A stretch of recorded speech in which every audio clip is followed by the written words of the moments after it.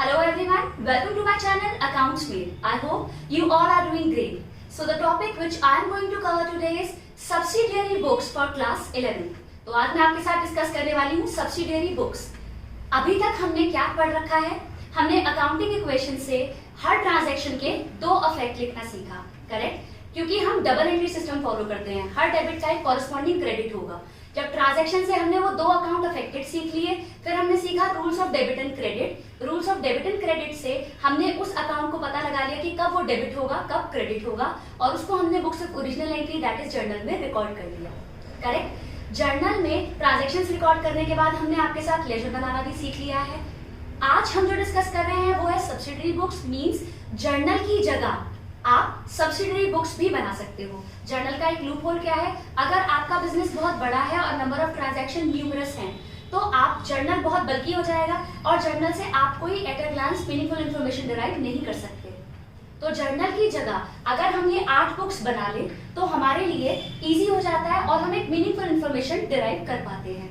सो subsidiary books जैसे journal books of original entry था, subsidiary books भी बुक्स ऑफ ओरिजिनल एंट्री ही है, लेकिन ये बड़ी ऑर्गेनाइजेशन ऑप्ट करती हैं जिनका जर्नल बहुत न्यूमरस ट्रांजैक्शन वाला है, तो वो जर्नल की जगह ये 8 बुक्स प्रिपेयर करती हैं। तो पढ़ते हैं सब्सिडियरी बुक्स क्या? Subsidiary books are subdivision of journal. As I already told you, journal ही है ये भी। जर्नल की जगह जर्नल को बेसिकली सब डिवाइड कर दिया गया है कुछ पार्ट्स में, in which specific transactions of similar nature are recorded. Similar nature की transactions को record किया जाता है। Transaction you all know, day-to-day activities of the organization are known as transactions. So basically business में जो transactions होती हैं वो दो तरीके की होती हैं, एक तो cash transaction और एक non-cash transaction. Means बिजनेस में सबसे ज्यादा पैसे का लेन देन होता है, किसको गुड्स सोल्ड करे, कैश कितना रिसीव किया, और कौन सी क्रेडिट ट्रांजैक्शंस, गुड्स को आप क्रेडिट बेसिस पर सोल्ड आउट करते हो। तो इन सारी चीजों के पार्ट से कैश ट्रांजैक्शन और नॉन कैश ट्रांजैक्शन के पार्ट पर आप जर्नल को सब डिवाइड कर देते हो इनटू 8 बुक्स।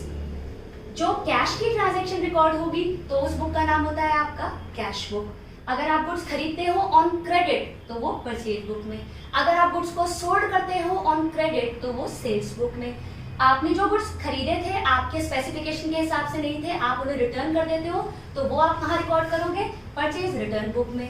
जो गुड्स आपने सोल्ड किए थे और शायद प्राइस ज्यादा लगा उन्हें या उनके स्पेसिफिकेशन के हिसाब से नहीं थे, उन लोगों ने कस्टमर्स ने रिटर्न कर दिए, तो वो आप रिकॉर्ड करोगे सेल्स रिटर्न बुक में।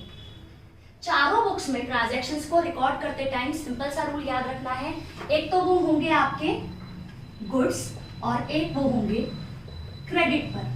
गुड्स मींस जो भी ऑर्गेनाइजेशन में आया रीसेल पर्पस से, जिसे आपने खरीदा है क्योंकि आप उसको रीसेल करोगे और प्रॉफिट अर्न करोगे, तो गुड्स होने चाहिए, और क्रेडिट पर खरीदे होने चाहिए क्योंकि अगर वो कैश में होंगे तो आप उसे कैश बुक में रिकॉर्ड कर लोगे, करेक्ट? इसके बाद आपकी बीआर बुक, जिनसे भी आप डेटर्स से रिटर्न प्रॉमिस लेते हो तो वो वाली बुक बीआर बुक। डेटर्स, अगर आप क्रेडिटर्स को रिटर्न में प्रॉमिस देते हो तो इसे बिल्स पेबल कहते हैं, और बिल्स पेबल रिलेटेड जितनी भी ट्रांजैक्शंस है वो आप बीपी बुक में बना लोगे। और जो ट्रांजैक्शंस आपकी रह गई जो भी कैश बुक और इन बुक्स में कवर नहीं हुई, उनके लिए आप जर्नल या जर्नल प्रॉपर बनाते हो। तो आई होप आपको सब्सिडियरी बुक्स का मतलब समझ में आया है। इट सिंपली मीन्स जर्नल को सब डिवाइड कर दो इनटू 8 बुक्स, और 8 बुक्स में सबसे पहली बुक जो हम बनाना सीखेंगे that is cash book. Cash book में अगेन हम 3 बुक बनाना सीखेंगे, आपकी simple cash book with bank column and पेटी कैश बुक। तो आज जो हम पढ़ेंगे वो होगी हमारी सिंपल कैश बुक। एक एग्जांपल के थ्रू उसको कवर करते हैं। सो बात करते हैं सब्सिडियरी बुक्स की। सबसे पहली book that is cash book, और कैश बुक में भी हम कैश ट्रांजैक्शंस को रिकॉर्ड कर रहे हैं इन सिंपल कैश बुक। तो सिंपल कैश बुक का फॉर्मेट देख लेते हैं। सिंपल कैश बुक ऑल्दो ये है बुक, लेकिन ये बनेगी बिल्कुल अकाउंट की तरह, आपके लेजर की तरह, करेक्ट? जिसकी ये साइड आपकी क्रेडिट और ये साइड होगी आपकी डेबिट। फॉर्मेट देख लेते हैं एक बारी। Date, particulars, voucher number. आप जो भी अकाउंटिंग में ट्रांजैक्शंस लिखते हैं, जो भी आप डे टू डे ट्रांजैक्शंस लिखते हैं, वो प्रॉपर्ली सपोर्टेड होनी चाहिए थ्रू वाउचर्स। आपके पास एक बिल होना चाहिए, तो यहाँ बिल का नंबर मेंशन किया जाता है, this is voucher number. Banana mandatory नहीं है, आप वाउचर नंबर को हटा भी सकते हैं। एलएफ मींस लेजर फोलियो, आप लेजर में कहाँ इसको पोस्ट करेंगे, यहाँ वो चीज मेंशन करनी होती है। ऑल्दो कैश बुक बनाने के बाद आपको कैश अकाउंट बनाने की जरूरत नहीं है, क्योंकि ये अकाउंटिंग फॉर्म में ही बनाएंगे। यहाँ आपकी amount, same side, date, particulars, voucher number, LF and amount. तो एक एग्जाम्पल के थ्रू कैश बुक में पोस्टिंग भी सीख लेते हैं। सिंपल सा रूल, कैश जब भी बढ़ेगा वो डेबिट होगा और कैश जब भी घटेगा वो क्रेडिट होगा, जैसे मैंने आपको कैश अकाउंट में बोला था। और ये टू साइड, ये बाय साइड, और क्योंकि आप कैश बुक बना रहे हो तो आप टू और बाय साइड कैश का नाम नहीं लिख सकते।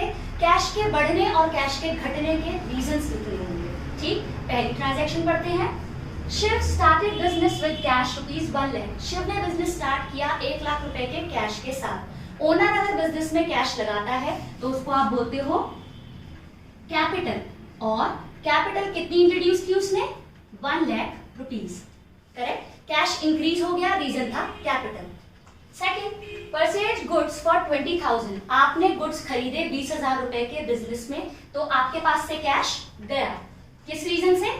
गुड्स खरीदना, परचेज अकाउंट।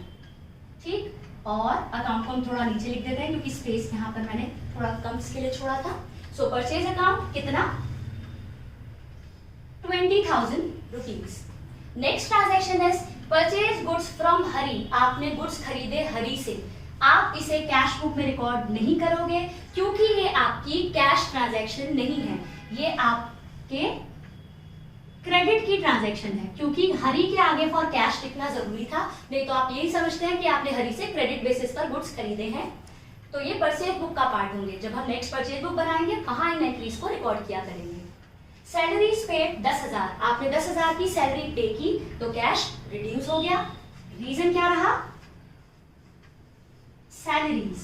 कितना कैश कम हो गया आपका? 10,000 रुपीज। आपने गुड्स सोल्ड किए 50,000 रुपए के।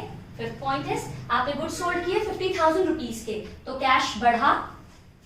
किस रीजन की वजह से? क्योंकि आपने गुड्स को सोल्ड करा। गुड्स अगर सोल्ड करते हैं तो आप कौन से अकाउंट को अफेक्ट करते हैं? Sales account. और कैश आपका बढ़ गया कितना? 50,000 rupees. The last transaction is goods sold to Shyam ₹10,000। आपने शाम को 10,000 के गुड्स सोल्ड किए।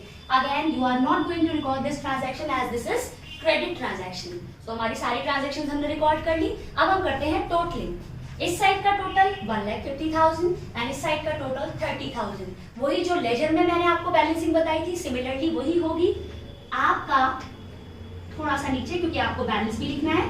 आप 1,50,000 जिस साइड का टोटल ज्यादा है वो आपने दोनों साइड लिखना है। 1,50,000। ठीक, ये साइड ज्यादा है, ये साइड है कम। आपका बैलेंस इस साइड आने वाला है। 1,50,000 में से 30,000 माइनस का कर दीजिए। सो 120 is your balance. By balance carry down. ये बैलेंस आपने आज डिराइव किया। इस बैलेंस को आप डेबिट का बैलेंस बोलते हैं, क्योंकि जो बैलेंस आज आपका इस मंथ के एंड पे ट्रांजैक्शंस होने के बाद निकला है, उसको आप नेक्स्ट मंथ के बिगिनिंग के लिए ओपनिंग बैलेंस मानते हुए ब्रॉट डाउन करते हैं। और 1,20,000 आपका कैश सारी ट्रांजैक्शंस करने के बाद बचा है। आई होप आपको ये समझ में आया है। एक बार फटाफट रिवाइज कर लेते हैं। कैश बुक बनाई हमने, सिंपल कैश बुक थी, ये बिल्कुल कैश अकाउंट की तरह थी।